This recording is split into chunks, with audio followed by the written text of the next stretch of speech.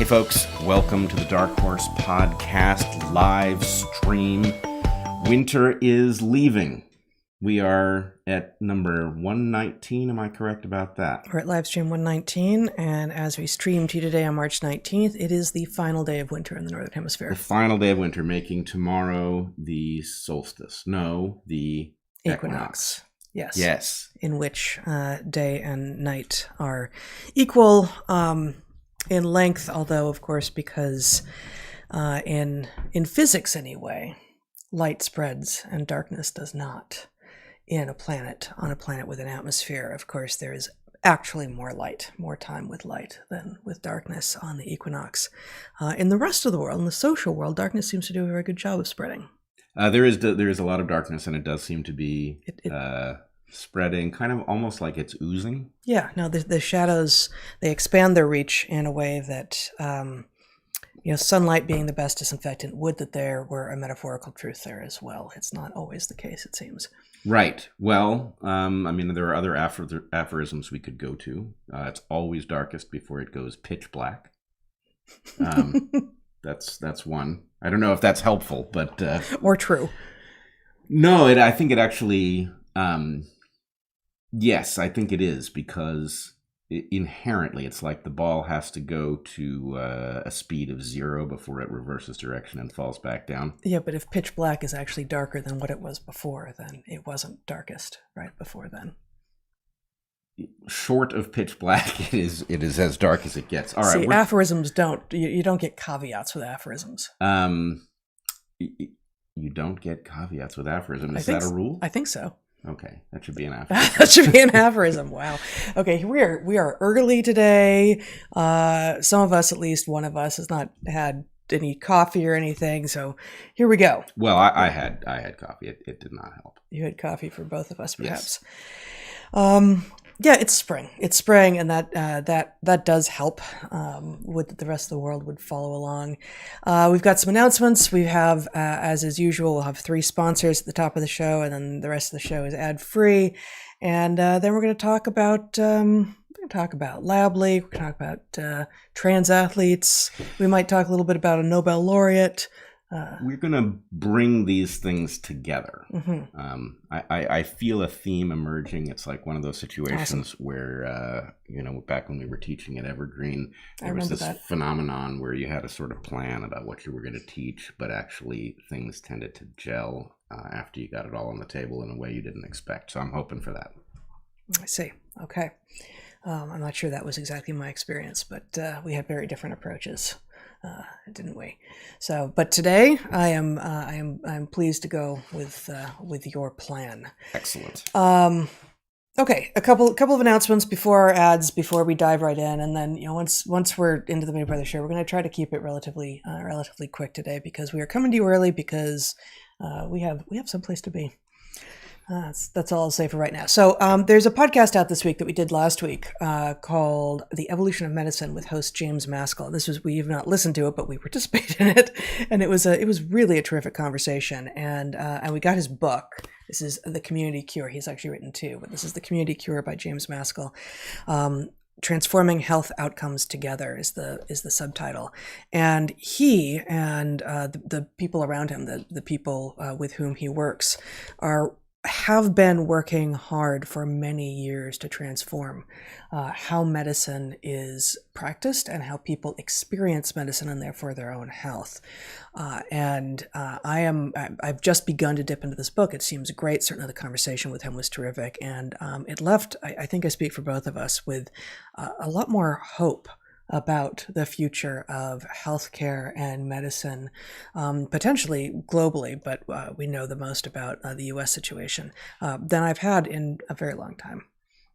Well, I would put it a little differently. I Okay. would say there's tremendous reason for hope in our discussion, but as always, the question is, what school of thought is going to win out? And in so many places, we have the materials to do much better than we are doing, but we are in some sort of a battle with forces that are capable of derailing superior ideas in favor of, I don't know, what I presume are lucrative ideas. So anyway, I guess the point is listen to the podcast and see if you don't hear a more reasonable, rational approach to medicine than you typically get from mainstream sources. And then ask yourself this question: if that's true, why aren't you hearing more of this? Yeah. Yeah. Good. And so we'll put the link to that, to the podcast in the show notes.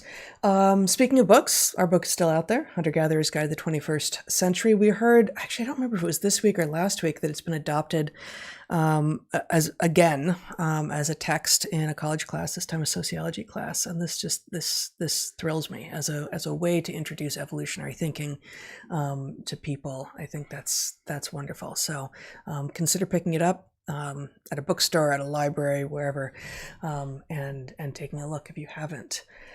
The chat, if you're with us live, is live on Odyssey. We're also on, of course, YouTube for the time being, and some other places. You can ask your questions for the second hour at www.darkhorsesubmissions.com. What? Right now on my Patreon for patrons at the $11 and up level, you can ask questions for our monthly Q&A, which are private Q&A, which happens next Sunday. That's always a lot of fun, and we have fun with that, and you do with your conversations at your Patreons. You can think of that private Q&A as Dark Horse dominance as opposed to Dark Horse submissions. It's two different ways to approach the Dark Horse podcast. Okay. Yeah. Okay. Left you speechless, didn't I? You did. We've got stuff. We got merchandise at darkhorsepodcast.store.darkhorsepodcast.org, and as always, weekly posts from me at naturalselections.substack.com. But I'm not sort of feeling like pitching all these things right now. So let us go into the 3 ads for the week. We actually have two brand new sponsors to us this week, and one that is tried and true. So I will start with the first brand new sponsor. Bret will go to the next one, and then I will wrap it up with our tried and true sponsor. They are Blinkist, Brightmove, and Soul. So our first sponsor this week is Blinkist, a company founded on the idea that almost none of us have the time to read everything we'd like to read. Yet we lose countless hours to activities that bring us little joy, such as commuting or chores or staring at our phones. Blinkist encapsulates books into their most concentrated forms and allows users to take away valuable ideas by investing time that they might otherwise have lost. Blinkist is 10 years old this year, and their theme is 22 ideas for 2022. There are so many books that I want to read. As regular listeners and viewers of the podcast will recognize, I'm reading many books at all times, but I'm fairly discerning, and I'm also not a particularly fast reader. And so, the teetering piles near and on my nightstand don't seem to shrink. They instead seem to grow even as I read them. Blinkist provides a way to learn and clear the list to some degree. What books is Blinkist perfect for? Which ones don't I need or want to know any more about? And which warrant an actual read? I use Blinkist for books I'm interested in because I know the authors and respect them, and I'm curious to see what else they've done. Daniel Pink's Drive, for instance, which is about motivation, specifically what he calls Motivation 3.0. And he talks about relying on intrinsic rather than extrinsic motivation. In the Blinkist version of Pink's Drive, I found reinforcement of conclusions that we had come to teaching college for so many years. I also use Blinkist for books I've heard about and want to know more, but am unlikely to read in full, such as Atomic Habits by James Clear. The Blinkist on that is clear indeed and fabulous. And I also use Blinkist as a kind of library. I have on my nightstand, for instance, Debt by David Graeber, and we've talked about Graeber on the show before, but it's very long, and I haven't gotten far into it, and it's been there a long time. When I look up Debt on Blinkist, I find other books on similar topics that are intriguing, much like browsing the stacks of a library. This process of discovery can be some of the most wonderful aspects of looking through Blinkist, finding things you didn't know you were looking for, didn't know existed, and quickly learning something new. Blinkist has abundant and excellent content to help you become more empowered, inspired, and motivated in 2022, and presumably beyond. Right now, Blinkist has a special offer just for our audience. Go to Blinkist.com/darkhorse to start your free 7-day trial and get 25% off a Blinkist premium membership.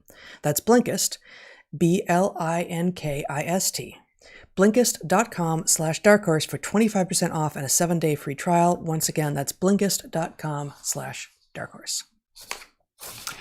All right. Now, our second sponsor is also new, and it requires a little bit of explanation. Our second sponsor is Brightmove. And as you all know, we have taken a pledge not to recommend things that we are not in a position to recommend based on what we know.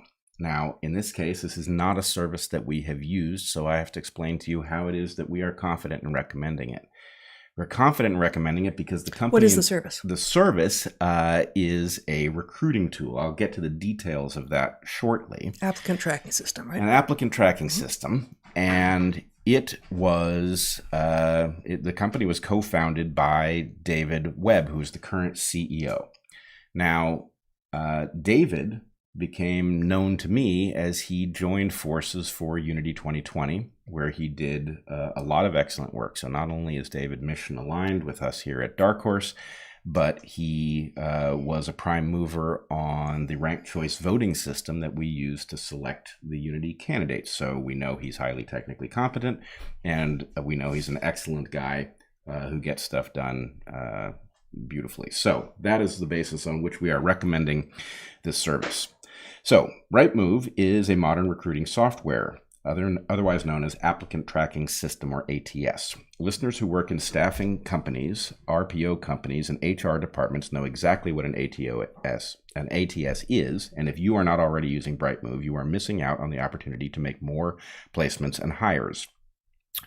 There are a lot of ATS vendors to choose from, but here are just a few differentiators that make it worth your time to go to Brightmove and get a personalized demo. There are new software features released every 3 weeks. All new features are requested by Brightmove users, who are all boots on the ground recruiters and hiring executives. It is 100% US-based technical support. That's unusual. Winner of multiple customer service awards every year. Recruiting analytics show you exactly where your top candidates are coming from. Drag and drop candidate cards through your hiring workflow or Kanban style dashboard. All right, I assume that those of you who do this for a living know what those things mean better than I do, but nonetheless, I highly recommend that you check out David Webb's company, Brightmove, and you can visit them at brightmove.com/darkhorse. If you do, you will become a customer. You will receive 1 month of free service, depending on your company's size and software package. That is a savings of between $1,000 and $3,000. Visit brightmove.com/darkhorse. That's BRIGHTMOVE.com/darkhorse. Let me just say that you visit that and you schedule a demonstration. That doesn't guarantee that you become a customer. Right. Sorry, I flubbed that. Nope, we're good. We are good. Our final sponsor today will be familiar to those of you who've been following along. It's Sole. Sole is a sustainable orthopedic footwear company. It's one of 2 footwear sponsors that we have, and we love them both. They're quite different from one another. Both have an evolutionary approach to creating shoes that help feet get and stay healthy and people become more mobile. If you go barefoot, our other specifically aims to give you the sense of being barefoot in your shoes. Sole, with both their shoes and their footbeds, brings structure back with intention. Sole aims with its footwear to return our feet to health, and they do so. And the shoes that they make are beautiful. Sole has created a footbed that is affordable, customizable, and improves people's everyday foot comfort. Furthermore, they've created their own recycling program, Recork, to collect and upcycle wine corks to make its products. Millions of customers rave about this product, and 2/3 of Sole customers have 2 or more pairs of footbeds. So just to be clear, a lot of people have orthotics, for instance, that they spend a lot of money on and they put into shoes in order to make shoes that may not be perfectly designed for their feet, perfectly designed. Sole footbeds are far less expensive and far better for you, as I understand it, and has been my experience, and you can put them in almost any pair of shoes. Our 2 boys are wearing the shoes much of the time now. They take some getting used to. The structure under the arch is unusual, but once you get used to them, they provide great support for feet, and again, they look great. Sole shoes look terrific, but if you're just looking for the footbeds, as I've said, try them. Seriously. try them. They make a flip-flop also that isn't a flip-flop. If you're a fan of a shoe you can quickly slip on to step outside, or if it's wet or dirty, but don't want the downsides of a flip-flop, slippery, having to grip your toes to stay in it, which isn't good for your feet, then this is the shoe for you. Sole brings an amazing offer for first-time customers of 50% off through yoursole.com/darkhorse. So you can try Sole, that's SOLE, for yourself. They are so confident that you will love them that they also offer 90-day money-back guarantee. It's very hard to go wrong. This offer is applicable to all items on the Sole store. Again, that's SOLE, be it footbeds or footwear. That is our ads for the day. And we thank our sponsors very much. Yes, we do. Okay. You want to lead us off? We talked about various topics. Which topic are we leading off with? You said you were going to bring it all together. No, that's at the end. That comes at the end, the bringing it all together. All right. Would you like me to start off? Yes. All right. I wanted to start then with an exploration of a hidden principle. Maybe it's two hidden principles in the universe. The first one I was prone to revisit by a tweet from our friend Mark Andreessen. Zach, could you put up Mark Andreessen's tweet? So, since Zach is fiddling around here, Mark, who of course was we cannot read that from here, Zach. All right. So Mark, who was prime mover behind Netscape Mozilla, tweets, overheard in Silicon Valley, new rule, it's okay to think critically about the previous thing. Right? Now, this is a phenomenon that I think we have all begun to recognize, especially those of us who have been out at the fringes of heterodoxy in recent times, which is that there is some sort of a process by which we are penalized for discussing certain things, and then certain changes are made, and we are suddenly allowed to talk about certain things. So people will remember, for example, the moment at which Jon Stewart went on Stephen Colbert's program and famously said something hilarious about the fact that science has been wonderful in helping us address the pandemic, which was caused by science. Suddenly it was possible to talk about the lab leak theory in the aftermath of that, whereas before it had been nearly impossible to do so. Hypothesis.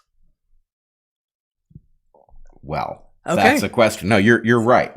Heather has corrected me here. She has whispered hypothesis. And of course, this has been something I've been very careful about. Now, the question is it still a hypothesis, or has it become a theory? Now, I do think I made the error you suggested because... No, but this is someplace you're going. I know. I'm talking about a period in which it was still contentious. And so, therefore, possibly...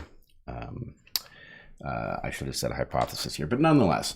And there's many people who would argue it's not only still contentious, but actually almost certainly false today. Right. Now. And in fact, this has had a very interesting trajectory. So I want to introduce what I think the principle, the extension of Mark Andreessen's point. So Mark is saying that he overheard in Silicon Valley that it is permissible to think critically about the previous thing. Presumably his point is something like you're not allowed to think critically about Ukraine at the moment, but you can now go about thinking critically on COVID now that people have moved on to Ukraine. My point would be, yes, this is true to an extent. However, there is a subsidiary principle that people should be watching out for. And the subsidiary principle is that you can think critically about the previous thing, but the vindication of those who thought critically about it in real time is not permitted, right? And so we will not see the resurrection of the reputations of people who were stigmatized during the initial phase because, and there's a very good reason for this. I'm not saying it's a valid reason, but I'm saying that there's an easily understood reason, and the reason is something like this is a point about which we are often people are often confused when you say in this case there's a good reason. People assume what you mean is there's a reason I like. Yeah. Or when you say there's a good hypothesis, people assume you mean that's a hypothesis I hope is true. And part of the problem is language, and that the language is a little unclear. But what you mean, and you were very clear here, but it's a more general principle, is there is a reason that is understandable, that we can track back and see why it might be true. There is a hypothesis that is plausible for these reasons, and that is quite separate from whether I think it to be true, but even more so quite separate from whether I would like it or not like it to be true. And so in this case, you're about to discuss an idea that we wish were not true, but appears to be, and here's why. Right. So, if you were to describe this principle, if you were to sit down on a park bench and try to describe this, you would want to be careful to say, I hope this will be taken in a non-normative context. That way it would clarify this to you. It does sound like park bench conversations. Park bench conversation. Well, depending upon... If you're talking to the pigeons. I was very good. I was just headed to the pigeons. Sure. All right. So here's the point. Mm-hmm. Let's talk for a moment about meritocracy. And again, this needs a little bit of a caveat too. Meritocracy is a marvelous thing, and to the extent that it functions, it is a tremendous engine of insight and innovation. We do not have a perfect meritocracy anywhere, so far as I'm aware. So when one invokes meritocracy, it's not possible. It is certainly impossible. You might be able to rig, it might be that an infinitely iterated series of chess games is a perfect meritocracy for success in chess. But other than a trivial example like that, it's very difficult to have a perfect anything, and meritocracy every variable has to be well bounded. Right. And so the thing is, the more interesting the thing you're trying to do is, you're trying to accomplish, the more novel it is, the noisier your meritocracy will be, even when your meritocracy is well structured, right? There will be lots of luck and things that impinge. But here's the point. Corruption of all kinds disrupts the search for merit, right? That is what corruption effectively is the breaking of a system that claims to be the pursuit of merit in favor of other objectives, like enriching some particular constituency or something like that.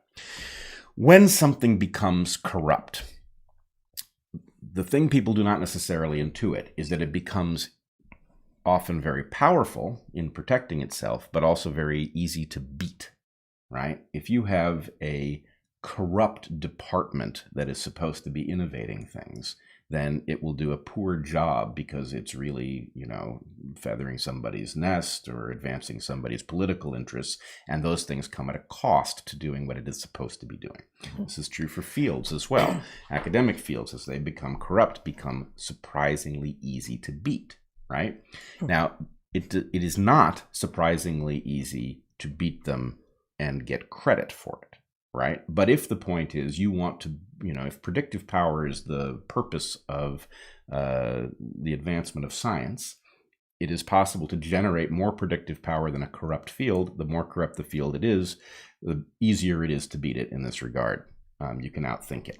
Yep. And so what you get is a dynamic. As corruption takes over something, you have to find a reason to dismiss people who are finding the thing that is corrupt easy to beat, right? So you dismiss them on the basis that they are kooks and only a fool cannot see through them. That's a typical one, or that they are corrupt in their own right, that the corruption is really on the part of the people. Basically, the point is you demonize the fringe, right?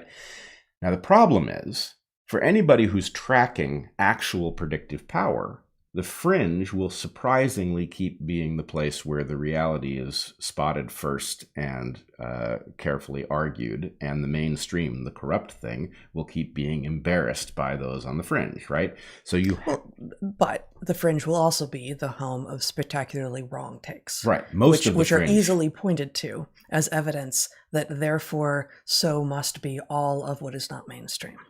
Right. And so you will get all kinds of shell games like, okay, so-and-so on the fringe was right about X, but for the wrong reasons, right? You'll get little excuses like this. And the point is, okay, that can be true on any one thing, but it doesn't generate a track record. If you are repeatedly right, and you're not repeatedly right by virtue of predicting everything and then claiming those places where you were right, which is one trivial way you could technically accomplish something. But if you are in general more right than wrong, and significantly more right than a field that has become corrupt and therefore isn't all that interested in being right or all that capable of getting there, then you are a threat, because over time the question will be, well, okay, if the fringe is inherently kooks, then why is it telling me things that turn out to be true again and again and again? So the fringe must never be vindicated, even if the mainstream is forced to accept some new principle. Now, I would argue that this is happening in multiple different domains. There were three major COVID domains as we encountered them. One COVID domain had to do with the origin of COVID itself. Yep. The other two had to do with the utility of early treatment, drugs like ivermectin, hydroxychloroquine, and the third had to do with the safety and effectiveness of vaccines, right? Now, on all three of these, we could talk about what it is that the fringe spotted, that, you know, the fringe had been actively driven to the fringe, that actually there were things that the mainstream should have been talking about that it wasn't interested in talking about. One thing that is true is that the fringe gets defined by taking a position that runs counter to whatever prevailing forces are running the establishment. So there were a lot of scientists, researchers, health professionals who 2 years ago, 2.5 years ago, 5 years ago, thought that and appeared to be completely within the mainstream in terms of, you know, doing good work, doing honest work, having integrity, pursuing evidence as it showed up and figuring out what it meant, and if A, what then, you know, what B if given A, and we're pushed into, we're vilified, we're named as people on the outside because they arrived at conclusions that didn't fit. It's not that many people were not already on the outside, nor were these people who were looking to be fringe, to be contrarian, to be outside of, you know, the civilized discourse of cocktail parties. There are certainly people like that, but this is not the driving thing. The driving thing is, what's true? What are we doing? Oh my God, there's this evolving situation, quite literally on many levels. What is true of it, and therefore what can we do to better ourselves in the face of, you know, COVID 2 years ago, and to prepare for such a thing in the future? What is the likelihood of such a thing, and what is this thing? What is the nature of the thing? Right, and in fact, one of the things that tells you that COVID is an incredibly screwed up, I would argue, upside down landscape is the high quality of the people who are supposedly fringe, right? So you've got, you know, Tess Lawrie and John Campbell on ivermectin. Tess Lawrie literally being a highly decorated WHO scientist. You've got Pierre Corey, you know, who has, you know, literally written a textbook on pulmonology and is a highly decorated ICU doc, right? You've got one of the world's most published cardiologists, Peter McCullough. You have, you know, literally one of the, arguably the primary architect of the mRNA technology that went into vaccines, raising alarm about these mRNA vaccines. You really couldn't ask for more highly qualified people, right? But nonetheless, they are portrayed as if they are fringe. In fact, we will get back to Sam here a little bit later, but Sam actually wondered aloud. Sam Harris wondered aloud in one of his podcasts on the subject whether the explanation for these people was that they were simply part of the small percentage of the society that's schizophrenic. Well, and this actually, because we have so much to talk about, let me just slip in here something that I thought we might spend more time on. But Luc Montagnier died in February. He was a Nobel laureate. He received the Nobel in 2008, I want to say. It was a co-recipient, and he and she shared it with someone else, and I'm not remembering the specifics. But he shared it with, gosh, I've forgotten her name, for the discovery of HIV. And there have certainly been people who received the Nobel who later on people came to think, oh, I'm not so sure about that.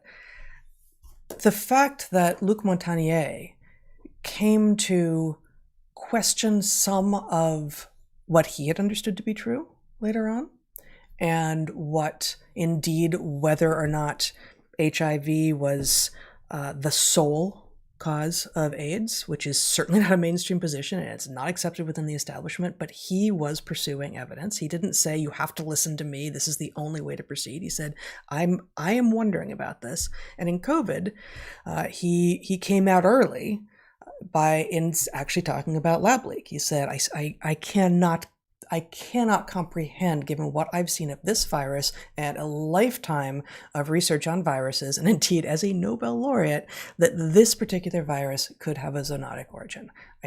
And so he certainly was well outside the mainstream, and he has other positions that are well outside the mainstream on COVID. But at the point that he died, the obituaries were slow in coming, and either so banal as to be clearly disrespectful in that regard, or actually disrespectful. So let me just say this. I'm going to point to this. I said this to you earlier. I chose the wrong week to switch to Brave because nothing is quite simple anymore. Let me see if I can find it. Here we go. Okay. Here's an obit in Science, on one of the two premier science journals in the world, published just 2 days ago, even though he died in early February. So that in itself is quite something. It's quite a short obituary. It has really nothing about his controversial positions. And it ends with this line.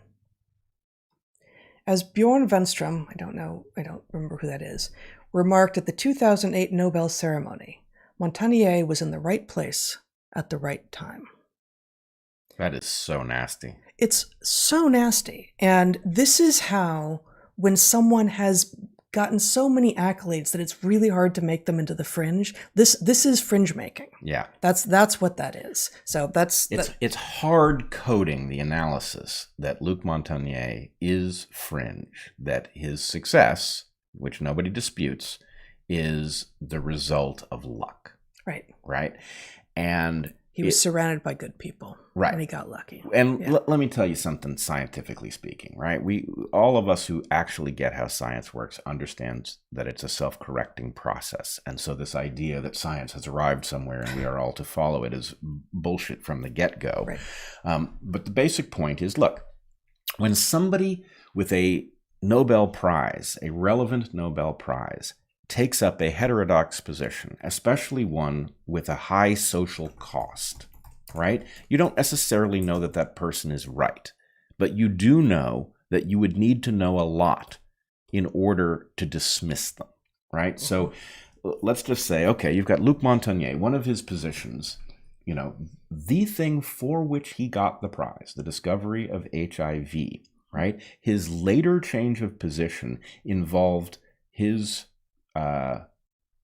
emerging belief that HIV, the virus that he discovered, which nobody disagrees exists, is a co-traveler with AIDS and not causal. So his new belief downgrades the importance of the discovery for which he got the Nobel Prize. Of his own contribution. Right. So in a court, we would call that like statement against interest, right? You're more likely to believe this because it's not something you would be expected to say because it's good for you to say it. Right. So, okay, that's interesting. Does the fact that somebody who, is capable enough to get a Nobel Prize would reach this paradoxical conclusion about the very thing for which they got the prize, that's interesting.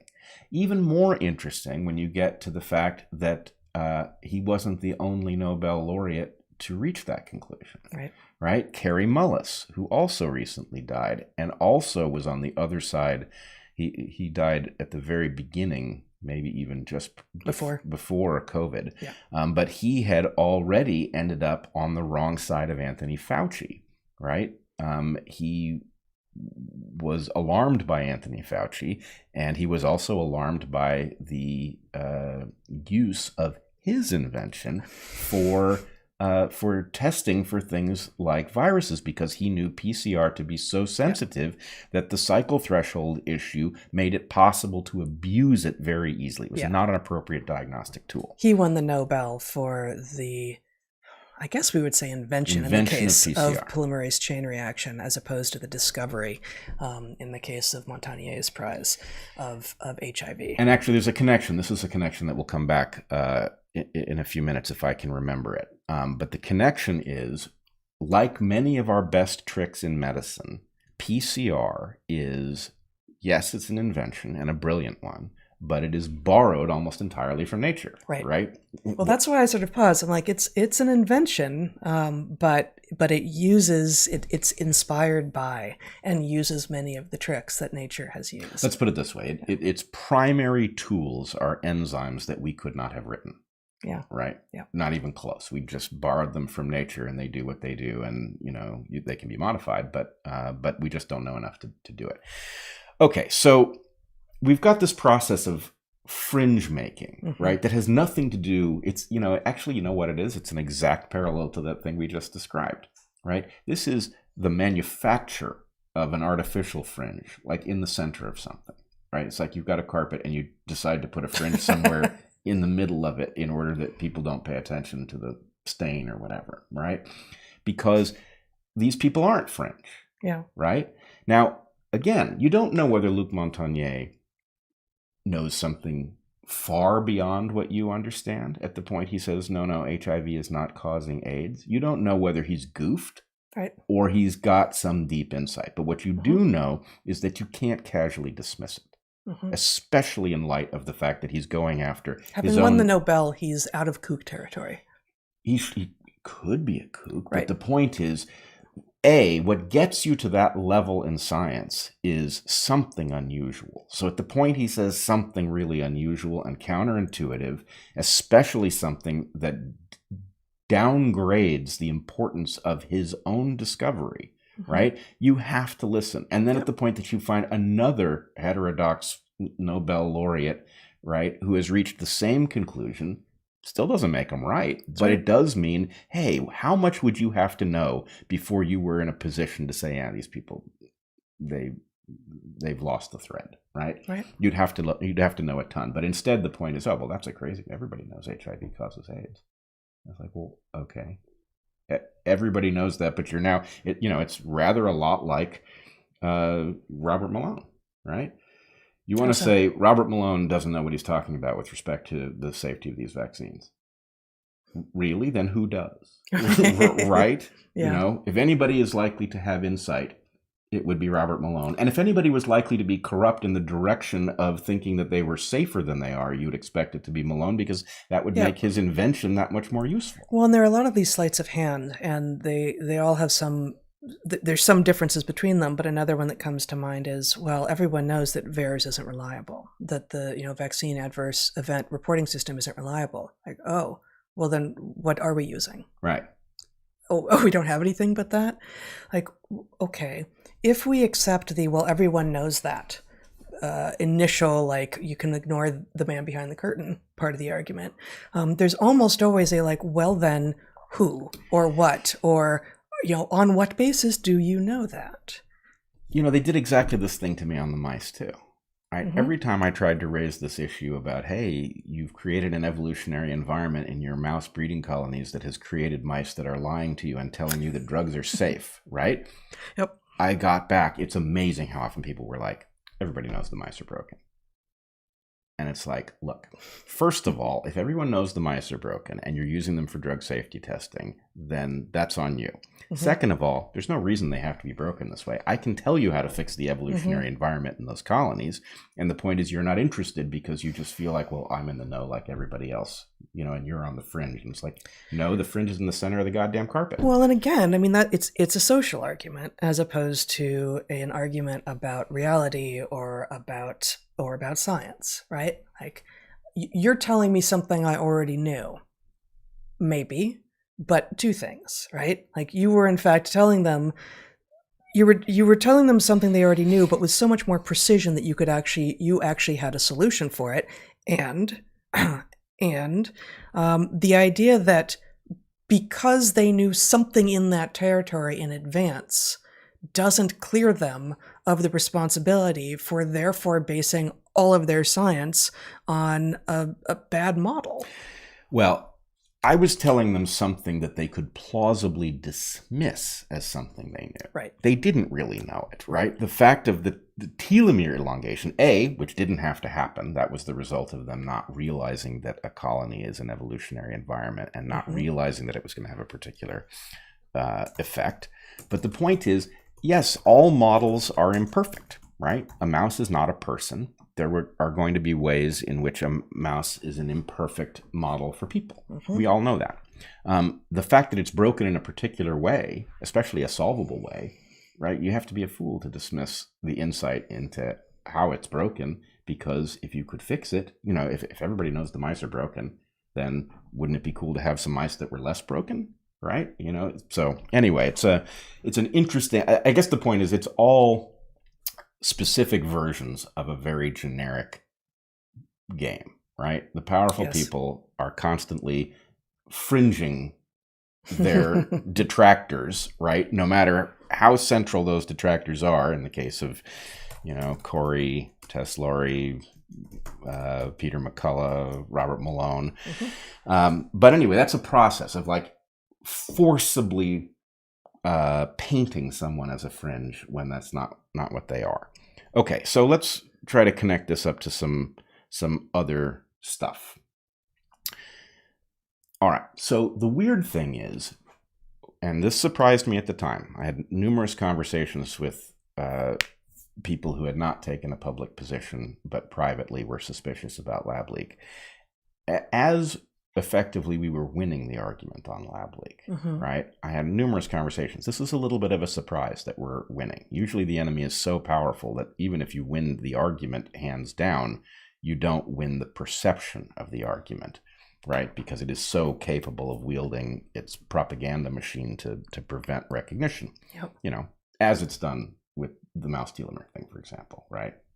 I haven't won that argument anywhere except analytically. But okay, so here's what's happened with lab leak. Right? Lab leak went from a stigmatizable fringe to something unignorable where Jon Stewart signaled, hey, it's safe for normal people to see normal things with their regular eyes and, call a spade or whatever it is. And now it's taken this weird reversal. Right? Where suddenly, as the world has moved on to thinking about Ukraine and not thinking about COVID so directly, there's an emergence of new papers arguing that actually the puzzle's been solved and it is a natural origin via the wet market. Right? So, Zach, would you put up the Forbes article I sent you? So is it not going to turn out to be those frozen ferret badger steak popsicles, or is it going to be those? Because I was sort of excited about the prospect of those maybe entering the market, not that market, but maybe these American papers market. are not completely clear. Okay. So anyway, here what we have, a classic version of the middle ground scramble that we talked about maybe 2 months ago. So the middle ground scramble being people who had not nailed the issue of the lab leak now emerging to carve out a middle ground position.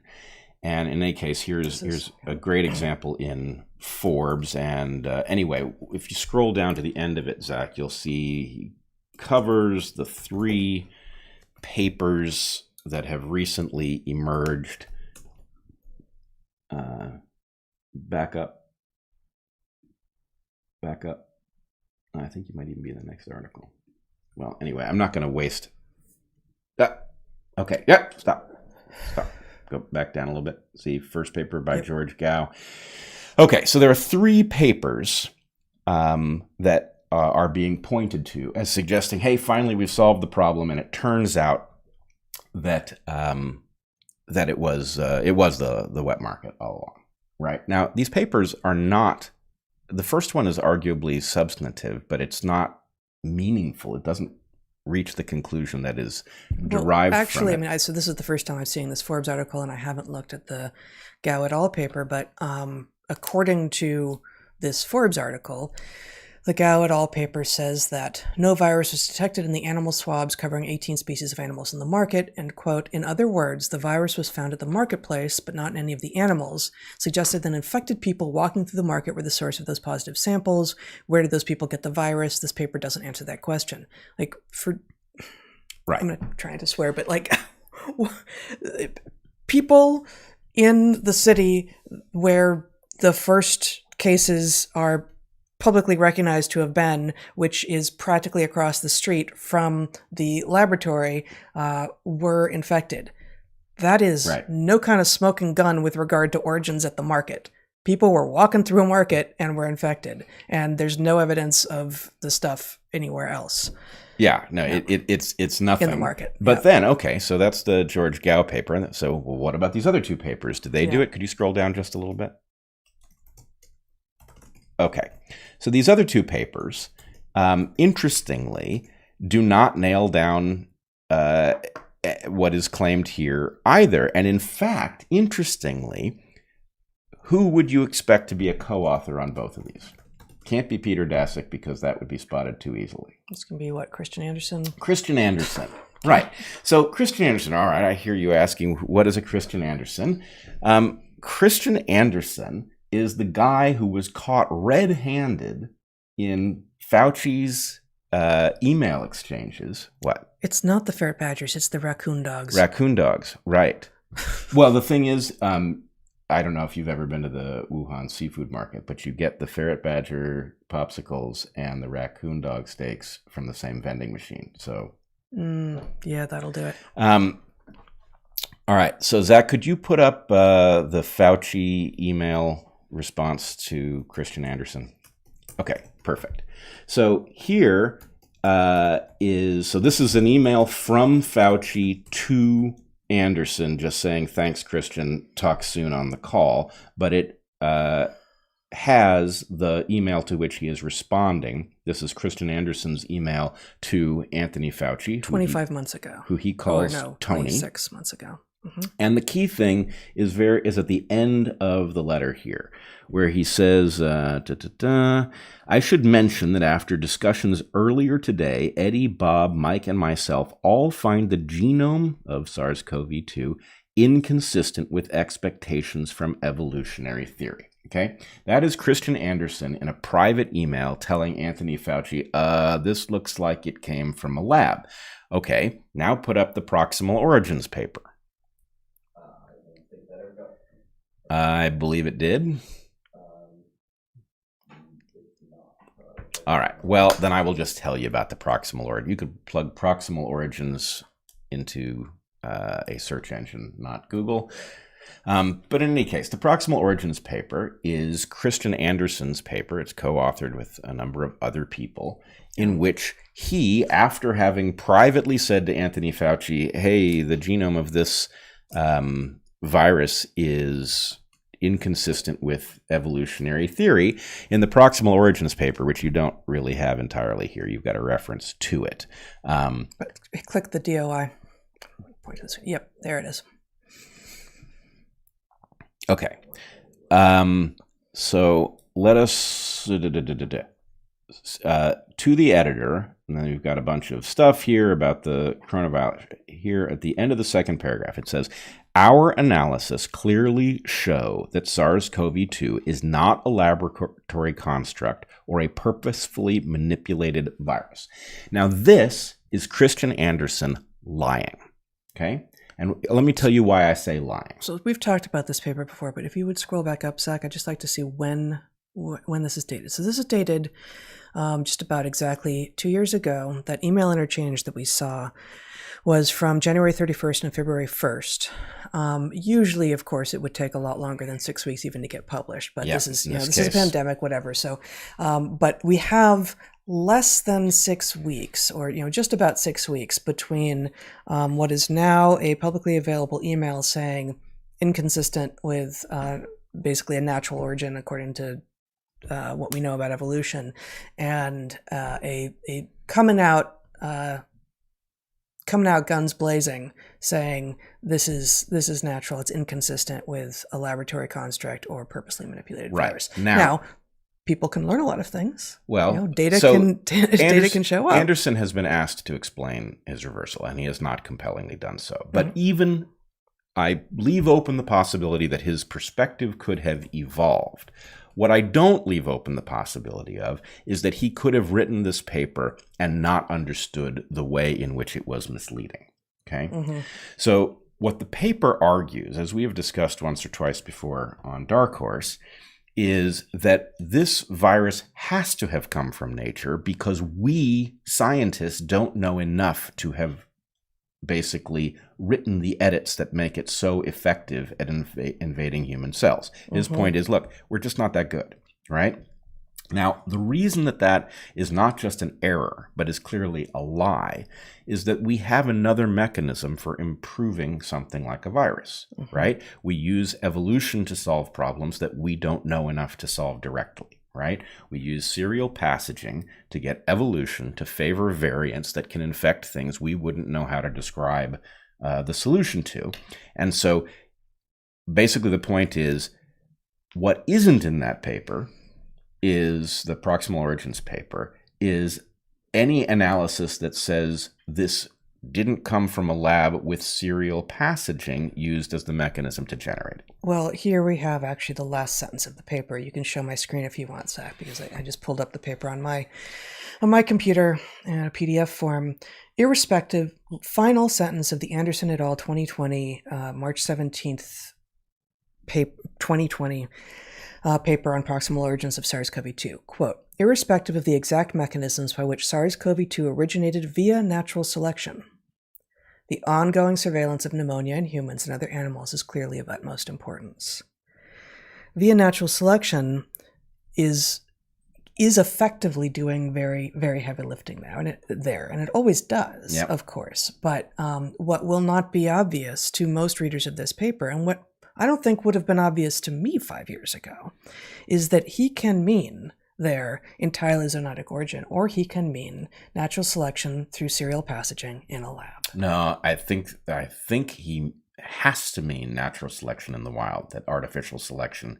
I think it's covered. I don't think it's covered, but in any case, he clearly lies in this paper by saying that this has to have had a natural origin by virtue of the fact that we don't know enough to have written it. Okay, that clearly elides what he and others in this field absolutely knew, which is that they had other mechanisms at their disposal, and what Christian Anderson himself clearly knew in his email exchange with Fauci, where he says that the genome is inconsistent with expectation from evolutionary theory. So to find him now as co-author on these late emerging reversals, right? 2 of these 3 late emerging reversal papers, right? How were the later? So now you're talking about the papers that were cited in the Forbes article. Yeah. How are they reversals of his position? They are reversals of the acceptance that lab leak was. So the mainstream accepted that lab leak was a viable explanation.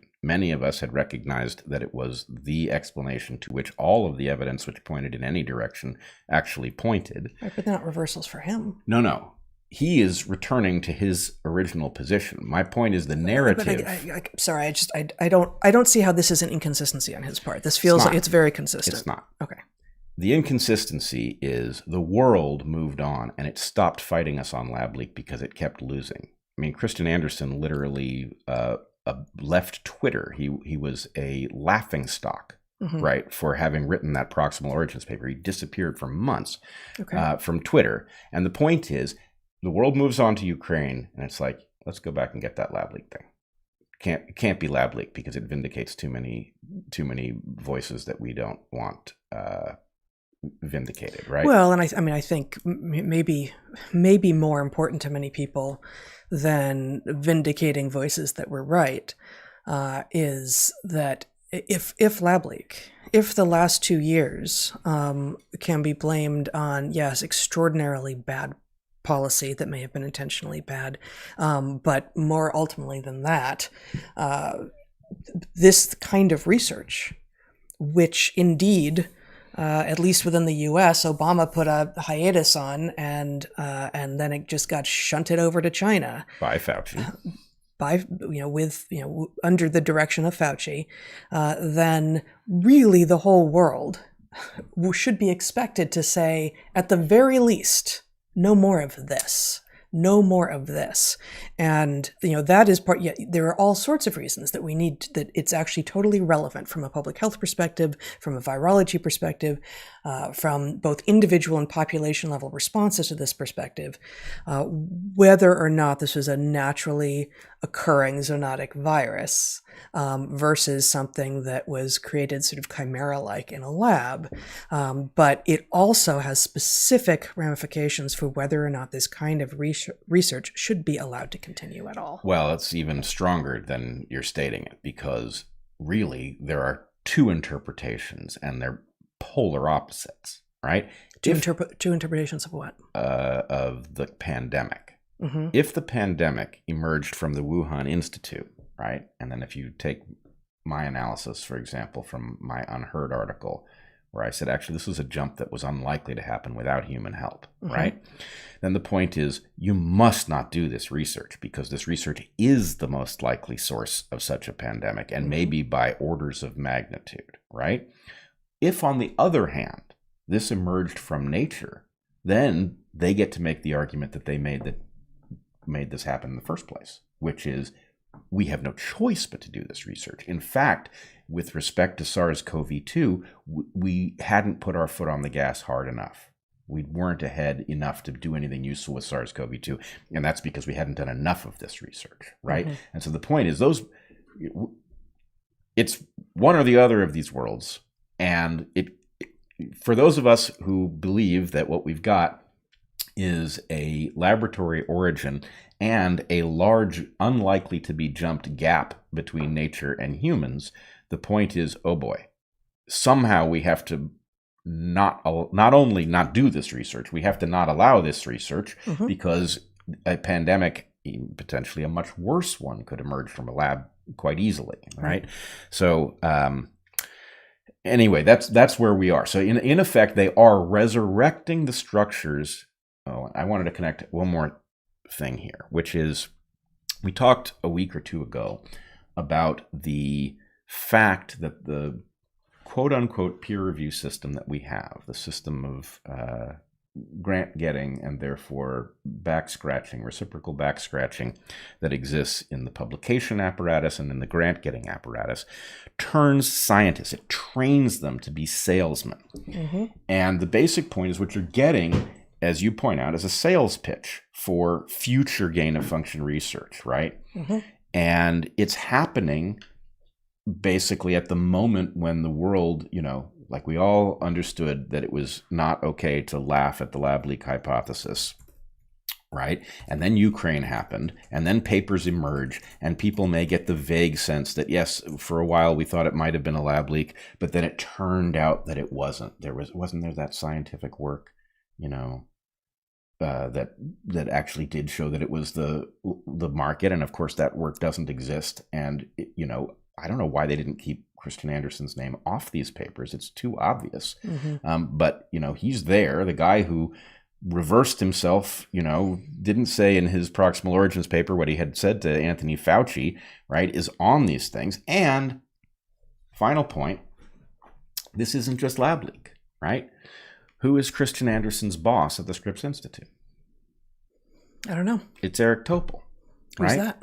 Eric, I know. Yes, you do know. But Eric Topol has made the rounds on early treatment and vaccine safety and effectiveness. He's been a great champion of these vaccines, right? And he went very... Not exactly a champion of early treatment, however. No, quite the opposite. And he went very directly after us on Sam Harris's podcast. I believe, I can't remember the exact quote, but I think he called me a villain of some kind. But in any case, the point is, look... You're a piss poor villain, man. Yeah, I'm not great at it. No. But, you know... You just can't manage to stay on the side of darkness. Yeah. Try as you might, and you don't even try. All right, I'm going to think about that later. There were a couple of reversals in there, but anyway, the point is, right? You've got some powerful structure. I don't know what job it's doing, but I can see the symptoms. The symptoms involve creating an artificial fringe where there isn't one.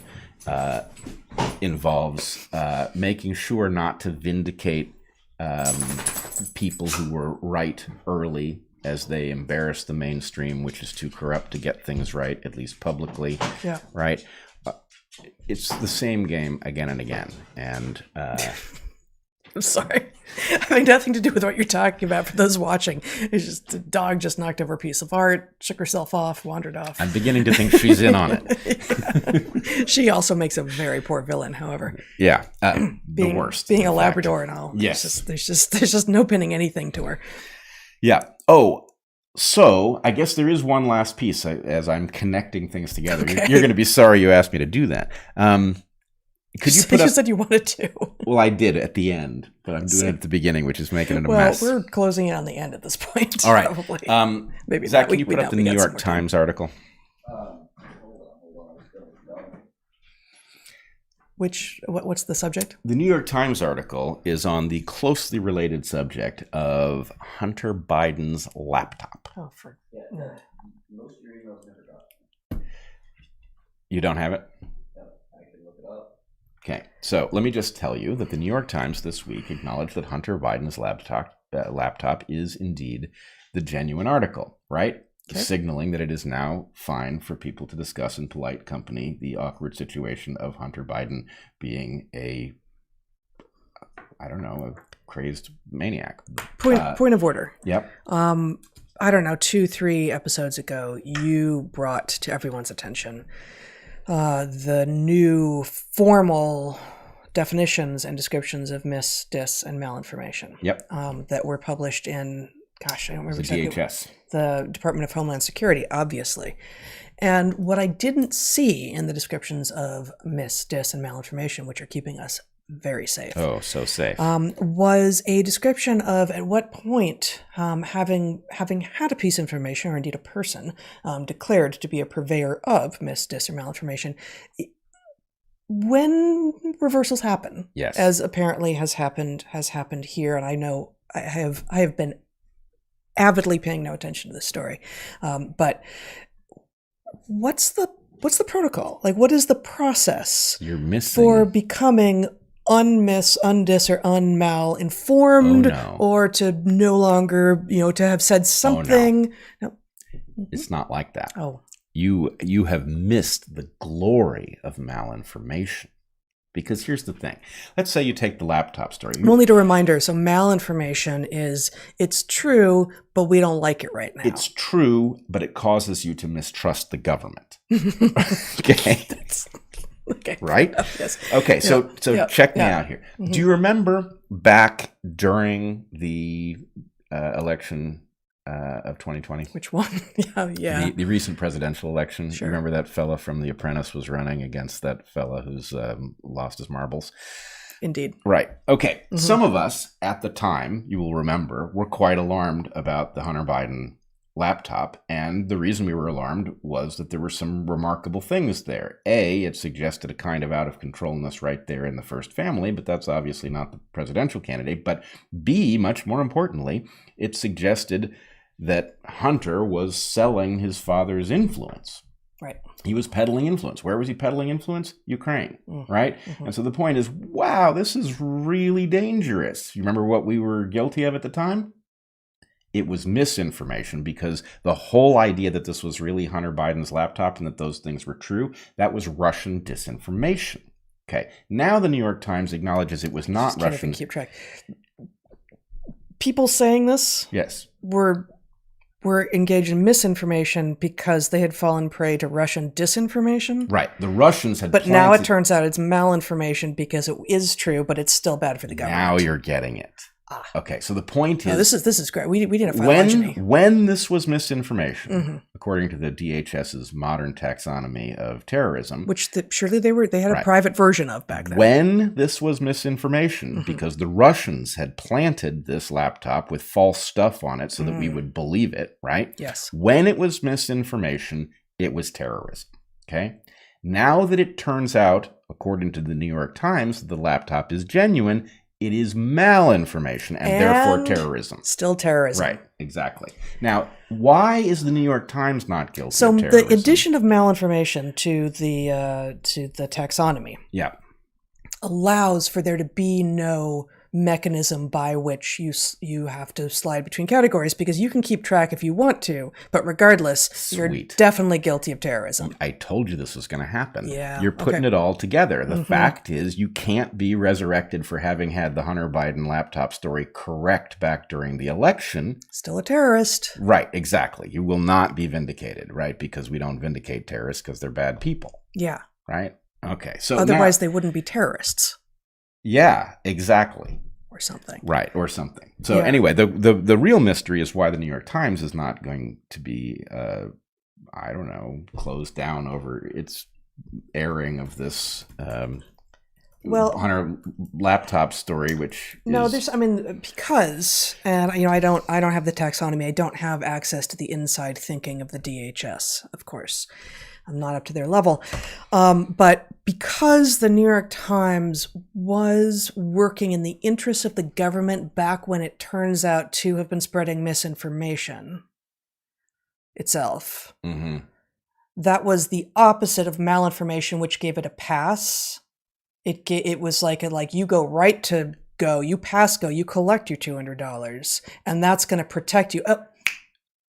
When engaging in anti-malinformation, you have a get out of misinformation free card. I believe you have just grabbed the brass ring, because what you have effectively done is you have said the only cure for malinformation is anti-malinformation, right? This is a Kendiism, but extended into a new realm. Kendiism, yes. Yeah. So, I think the New York Times is inherently anti-malinformation. And inherently Kendiist. That they are. This has gotten silly. This has gotten... Well, the DHS is a silly organization. A little bit too silly. What better moment to talk about trans athletes? I knew we were going to get there. Yeah. Can we wrap it into that brass ring moment though? Yeah. Well, you said you saw a connection. So far, we've done great on the connecting stuff. Yeah. Okay. Well, Lia Thomas, born and went through puberty, and indeed competed in swimming competitions. As male, just won one or more NCAA swimming championships in the women's divisions. The New York Times, I chose the wrong week to switch to Brave and to, here it is. Here it's going to be.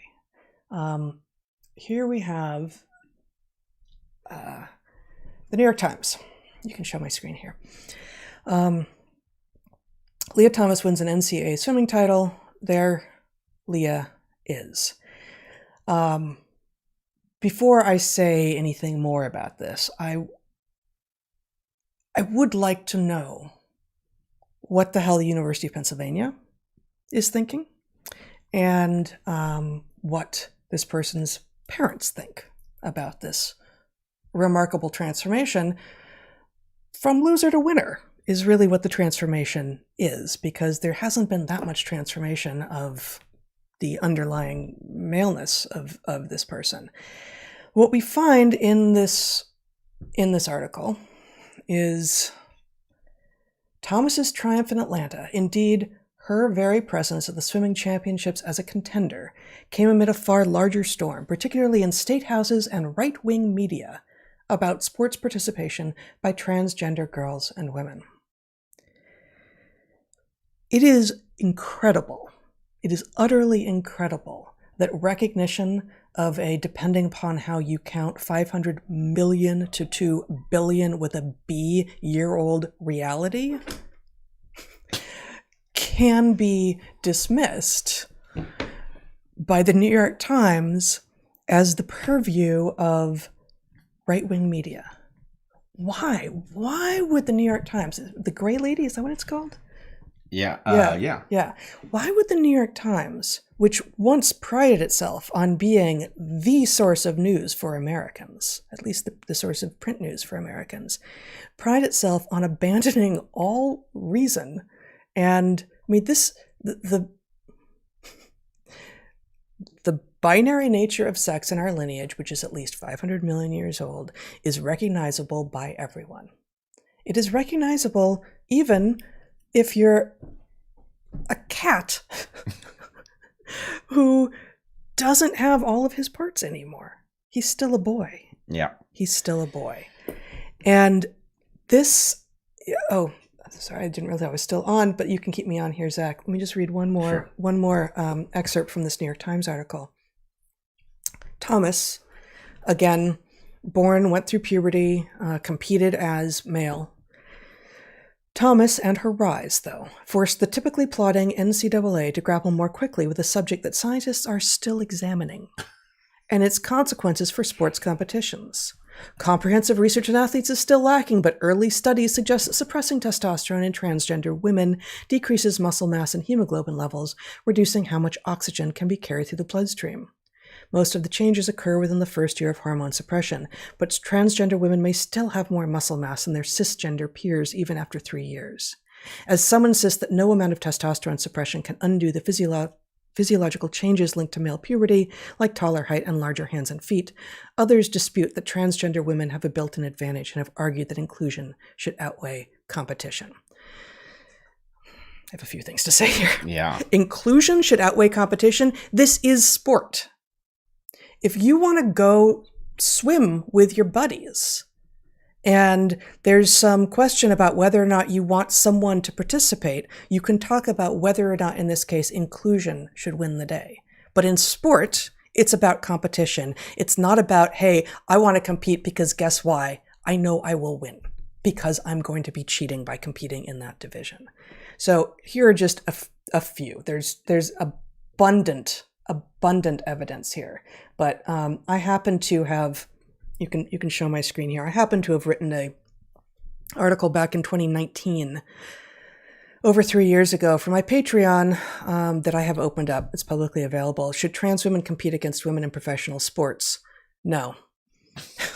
And I joke here that this is a short article. I did go on though to make a number of arguments, and I recommend that you follow them. But one of the things I do is also point to this table, which it turns out, here, let me see if I can find it, is in, no, okay, Zach, just give me my screen back for a second while I find, the table in question. Oh boy. Nothing is working. Well, that's snakes. That's totally different, isn't it? Okay, well, I don't. Unfortunately, it got closed when my computer crashed earlier. So I'm going to go back in here and just show you this here. I will link to the actual paper that this is from. Sex. You can show my screen here. Sex differences that suggest male design for combat in humans. This is from, if memory serves, a 2012 paper called "The Importance of Physical Strength to Human Males," and just some of the ways that males and females are different is that males have greater upper body strength, taller bodies, heavier bodies, higher basal metabolic rates, faster reaction times, thicker bones in the jaw, faster mental rotation and spatial visualization. That's the bit where you get shown something, you're asked what would happen, what would it look like if you rotate it 90 degrees to the left, something like that. More accurate throwing, more accurate blocking of thrown objects, more interest in the practice of combat skills, stronger bones, greater bone density, specifically in the arms, on and on and on and on. And more recently, and here you can show, yeah, you're still on my screen, good. Here we have this paper published in Sports Medicine I think it went online first in 2020 and it was officially published in 2021. A review by Emma Hilton and Tommy Lundberg called Transgender Women in the Female Category of Sport, Perspectives on Testosterone Suppression and Performance Advantage. A very compelling review of all of the evidence, which finds, to no one's surprise if they are thinking carefully about this, that taking a single metric for whether or not you are male or female, which is to say circulating levels of testosterone at the moment, and deciding that that's the thing that you're going to count and use to decide whether or not you're male or female and use to decide whether or not you have any advantage is woefully inaccurate. I mean, inadequate. And frankly, if you were born male and if you went through puberty male and you have recently been on cross-sex hormones but retain basically every other manifestation of maleness, competing against women is cheating. That's just true. All right. I've got a number of things I want to add. Yeah. One, we are facing an epidemic of sophistry across every domain. The true epidemic.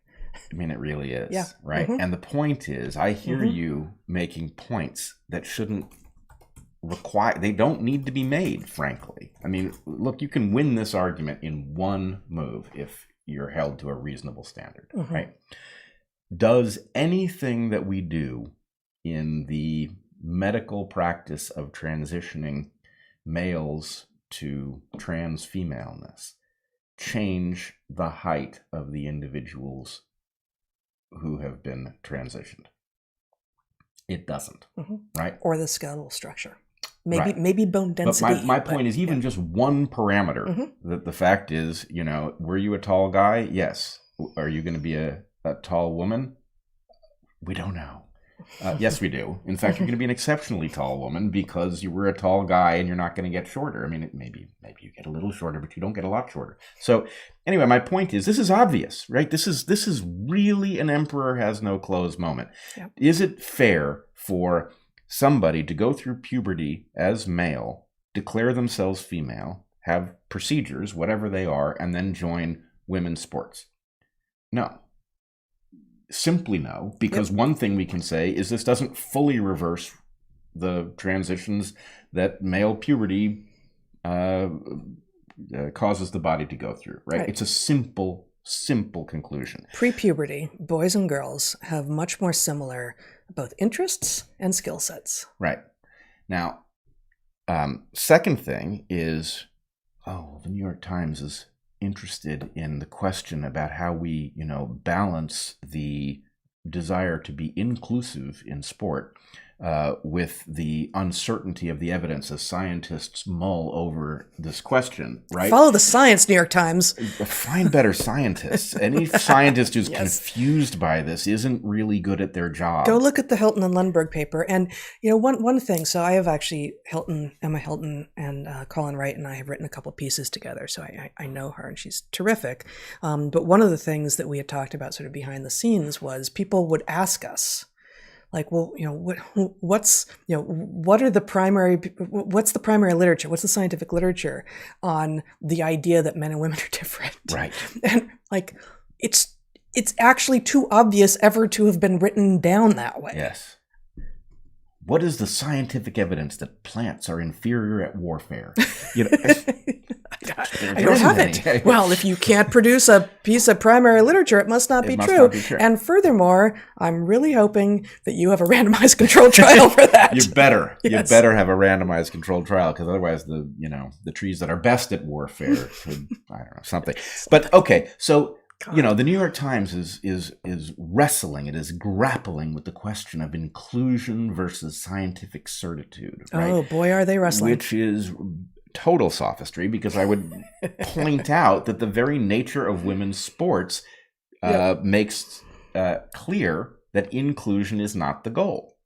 right? Why are men not ordinarily included in women's sports? Right. Right? Because there is a value in having sports in which women can actually compete on a level playing field with other women and not face the biological disadvantage that sexual dimorphism has exposed them to. What about the woman who came in fourth in the race that Lia Thomas won? Right. Why isn't she included on the podium where she belongs? Exactly.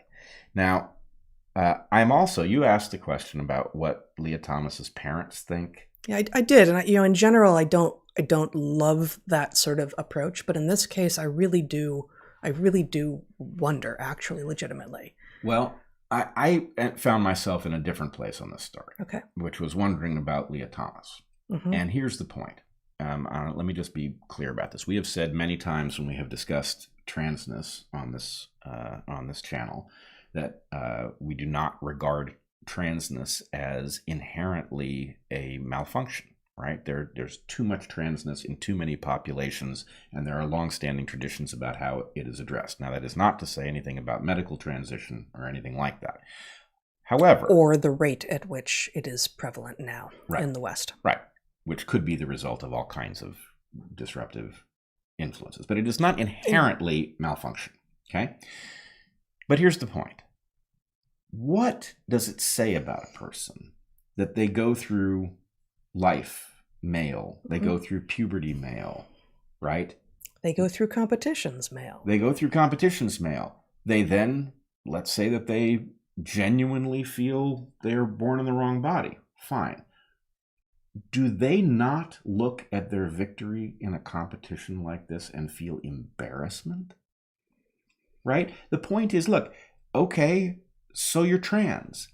Why are you picking a realm where you have an advantage from your having transitioned rather than having been born in the other body? Why wouldn't you pick a realm where you're not cheating and everybody knows that you're not cheating, right? So I guess the question is, what is the state of mind of somebody who could actually go home with a medal from an event and feel good about it, right? I don't understand the feeling good about it. And it's not that I want people who experience transness, whatever it is, to find their true selves and to feel good about it, right? But this oughtn't make anyone feel good, right? That's right. This is cheating, and getting a medal through cheating, you shouldn't look at the medal and feel good.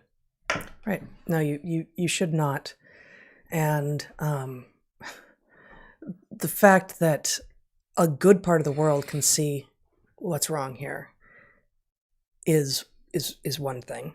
And then that there's another part of the world that is somehow willfully blinding itself because it's been told that in order to be a good person, that's what you do.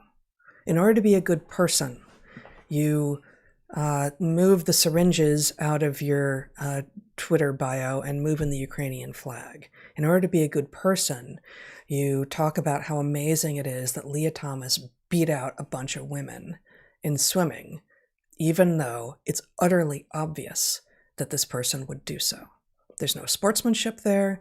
This person was a competent enough swimmer to be doing middlingly well as a male swimmer until basically yesterday. Of course, Lia Thomas is going to win against women.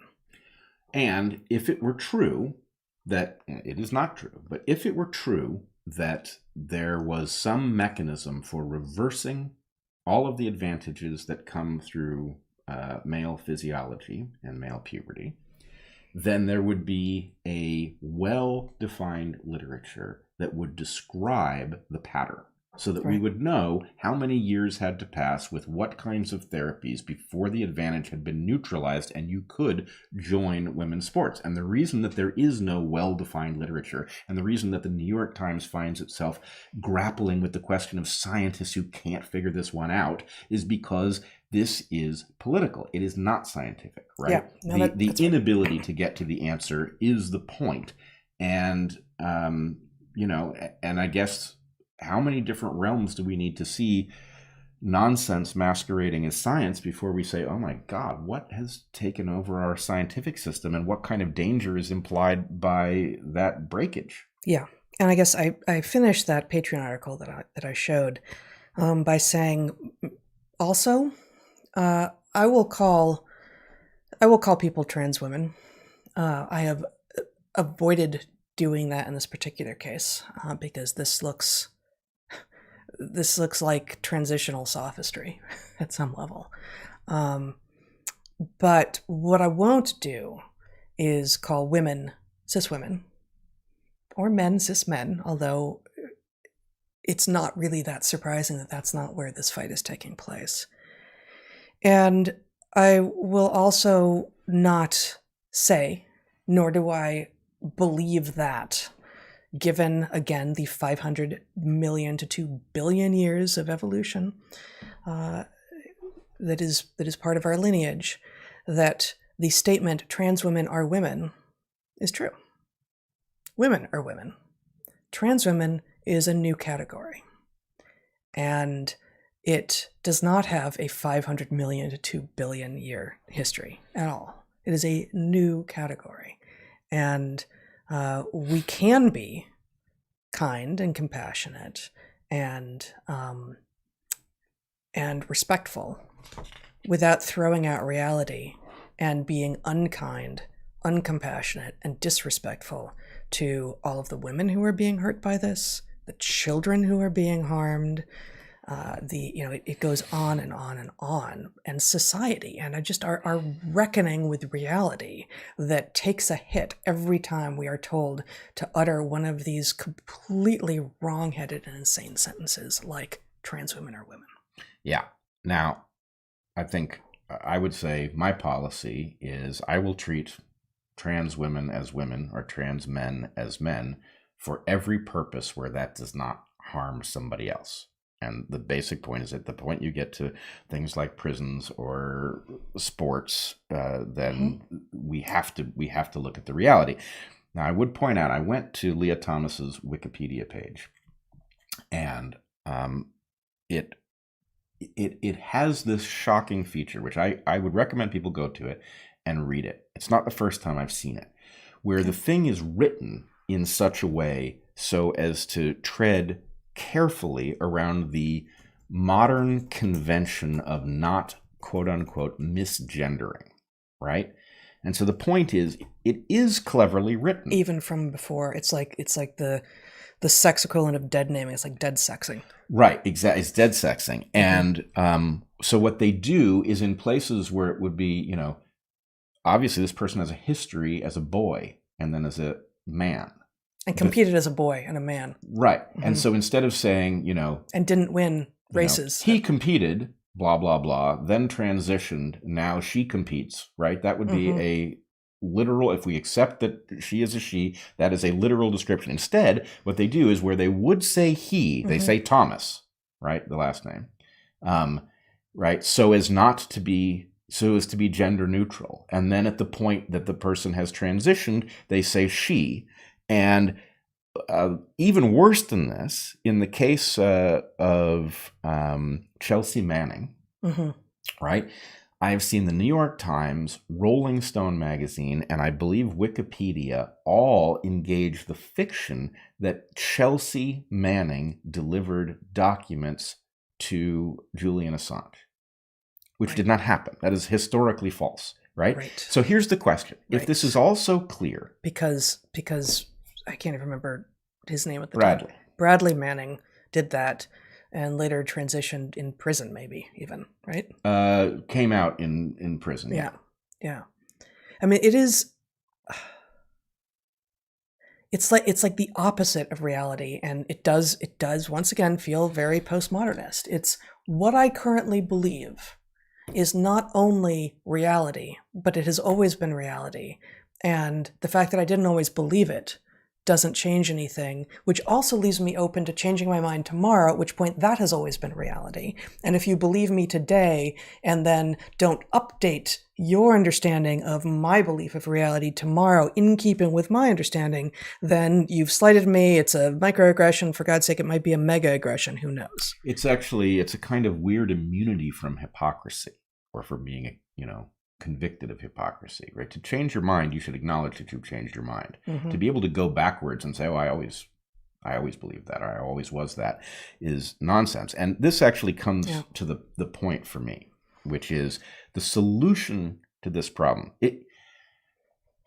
Wikipedia should absolutely be steadfast in being able to write. I mean, Wikipedia is a dumpster fire at the moment. Yes. But Wikipedia of old that aspired to a neutral perspective should simply write stories that track the person's presentation, their gender, at the moment that incidents happen. Bradley Manning gave documents to Julian Assange in prison. Bradley Manning came out and said he was Chelsea Manning and has been treated as Chelsea Manning ever since. Yep. Right? That should be what's written.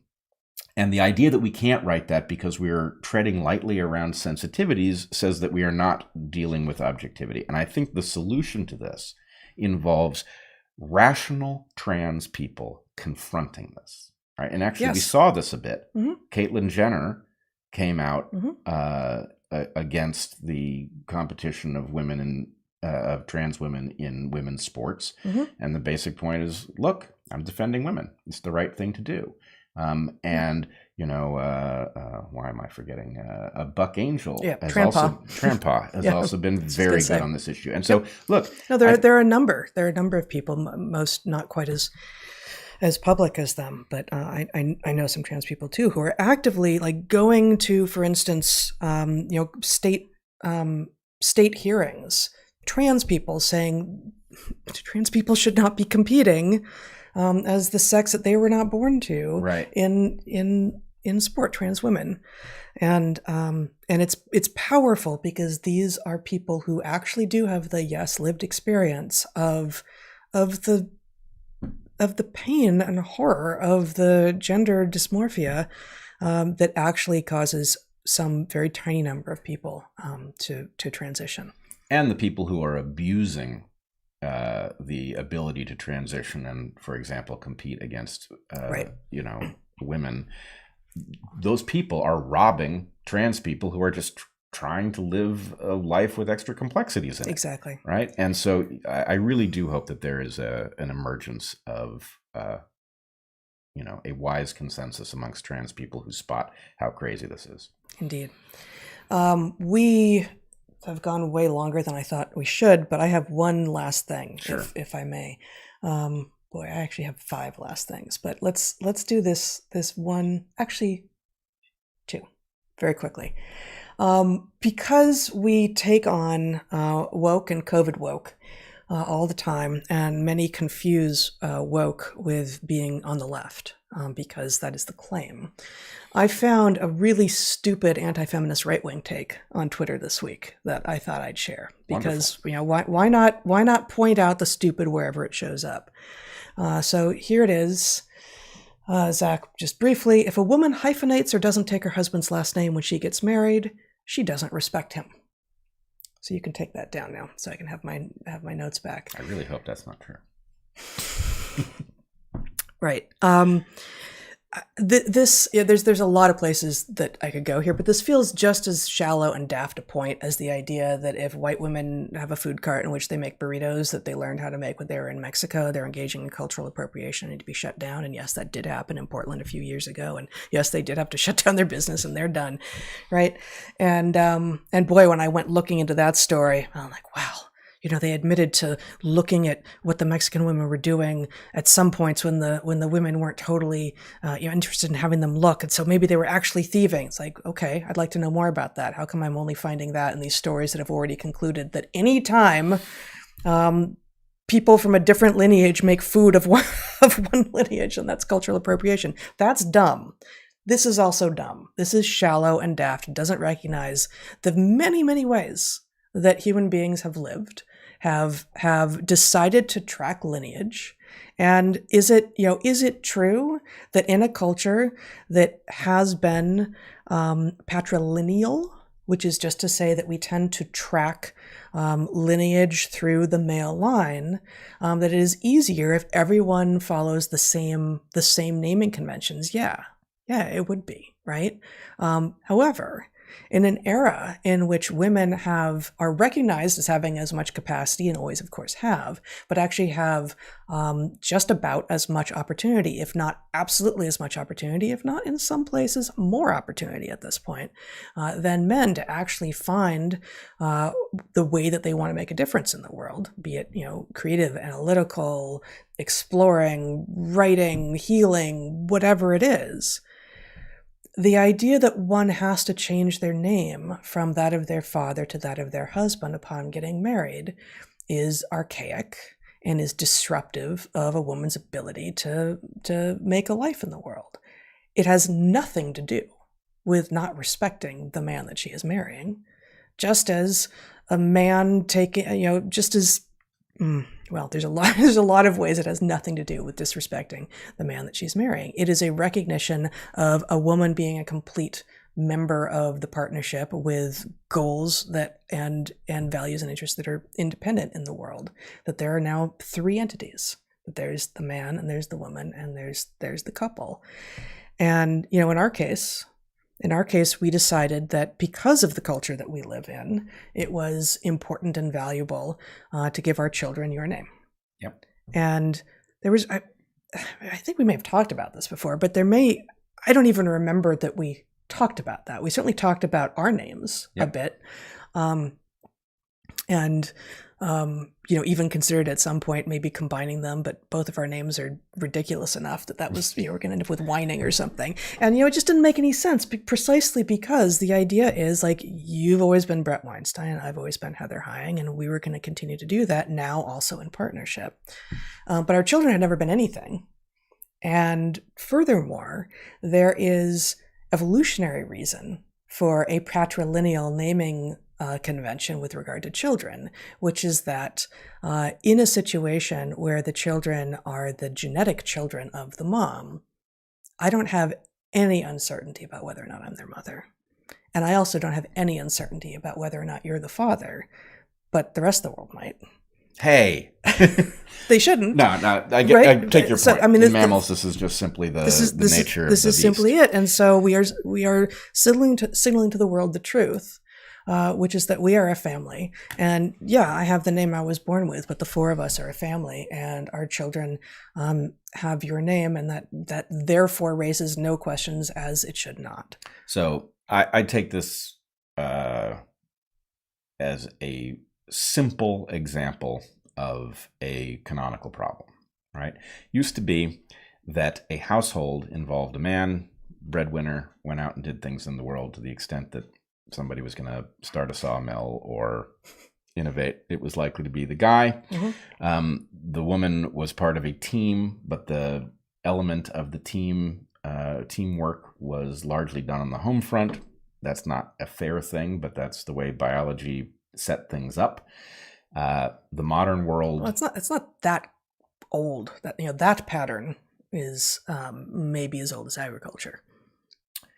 Yep, I would agree, but these naming conventions are post-agriculture, mm-hmm. right? There are naming conventions that go before that. But I guess my point is, in a world where biology has saddled women with domestic work,